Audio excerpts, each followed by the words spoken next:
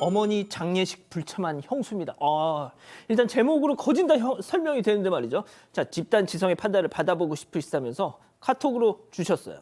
네, 그 형네 부부랑 그냥 이대로 멀어지는 게 맞을지 고민이라는 사연입니다.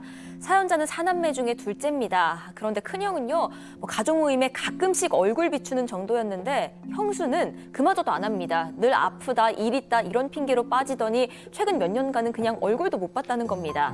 그러다가 올 초에요, 그 90 넘으신 어머니가 이제 입퇴원 반복하고 요양원 오가실 때도 이 부부는 한 번을 찾아오질 않았습니다. 그래서 정말 임종 직전에 사연자 포함한 동생들이 찾아가서 읍소한 끝에 그렇게 부탁하고서야 돌아가시기 전날 겨우 한 번 면회를 왔다고 합니다. 아이고야.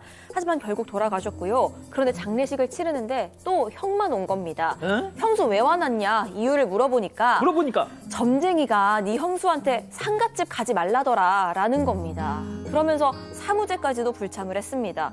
그래도 어머니 상 중에 형제끼리 다툴 수도 없잖아요. 그냥 분만 삭혔습니다. 그런데 그 뒤로도 가타부타 연락이 없습니다. 요양원이며 장례식장이며 다 형내서 30분 거리, 별다른 갈등이 있었던 것도 아닌데 안 오는 형수는 뭐며 말도 안 되는 핑계를 또 고지고대로 전하는 형은 뭔지 이대로 절연하고 지내야 할지 아니면 그래도 대화를 시도는 해봐야 할지 고민이라는 사연입니다. 그렇군요. 좋습니다. 기다리고 기다리셨던 부처 핸즈업 타임 유튜브 JTBC 뉴스 채널과 사건반장 독립 채널에서 6천여 분의 가족 여러분들 함께하고 계신데요. 채팅창에 OX로 함께 참여해 보시죠. 간만에 자아 대결로 준비했습니다. 먼저 이대로 연을 끊자는 자아입니다. 야, 지열아, 너 바보야? 양지열 너 바보야? 이걸 왜 고민하고 앉았어? 시어머니 빈소에 콧배기도 안 비친 게 그게 무슨 며느리야? 그냥 남이지. 야, 그 여자는 말할 것도 없어.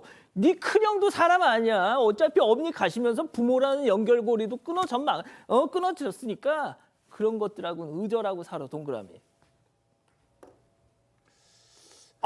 좋습니다. 예, 이구도 좋아요. 다음. 아니야. 뭔가 사연이 있을 거야. 라는 자아입니다. 지열아. 이럴 때일수록 너 냉정해줘야 된다.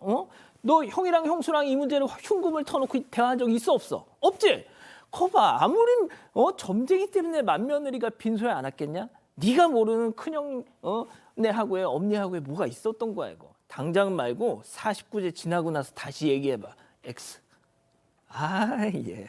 자, 박 변호사님. 자, 뭐가 있을 수도 있어요. 그거는 사실 두 번째 문제이긴 한데 일단 핑계, 변명이 뭐냐면 무속인 얘기를 했거든요. 다른 게 있을 수도 있지만 이 핑계 이걸 형님이 얘기했던 걸 봤을 때는 사실은 납득을 할 수가 없는 상황이라고 봐야 될 것 같고요.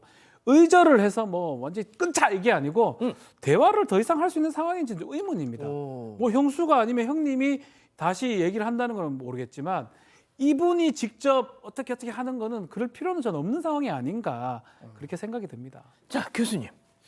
제가 볼 때는 저 집의 구체적인 가족의 역사라든가 이런 것을 제가 볼 때는 이 제보자께서 여러 가지 자세하게 얘기를 갖다가 안 해주셔서 잘은 모르겠으나 매우 구체적인 얘기는 하지 않은 것 같습니다. 근데 이제 보니까 추정컨대 고부 갈등이나 이런 것을 우리가 볼 수 있는데 사실 형이라고 하는 저분이 와서 이 점쟁이 얘기하는 것은 핑계 같고요. 사실 자기 어머니가 돌아가셨는데 거기에 상중이라고 얘기하는 거는 그건 다른 얘기고요.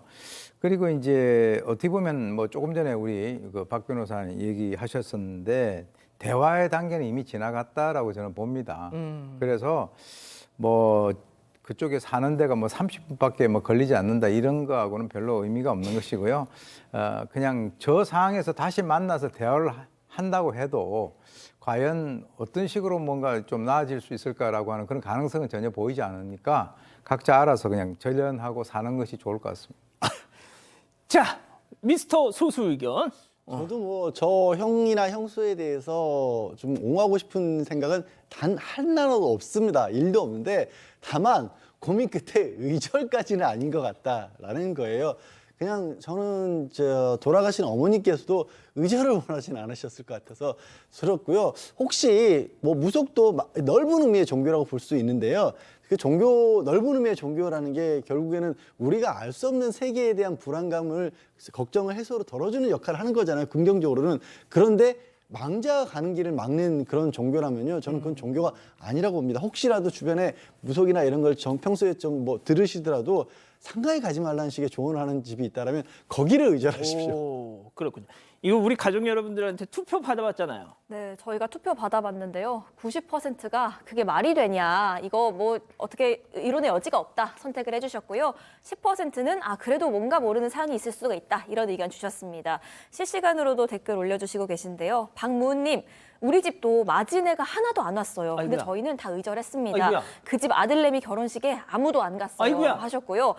짠돌님, 좋은 핑계거리 찾았네요. 시댁이랑 인연 그냥 끊고 싶었나 보네 하셨습니다. 하지만 진주희님은 사이가 되게 안 좋았던 걸 수도 있어요. 가족사는 아무도 몰라요 라는 의견 주셨습니다. 그렇군요. 사건의 진실을 추적하고 싶다는 사반 가족분의 사연인데요.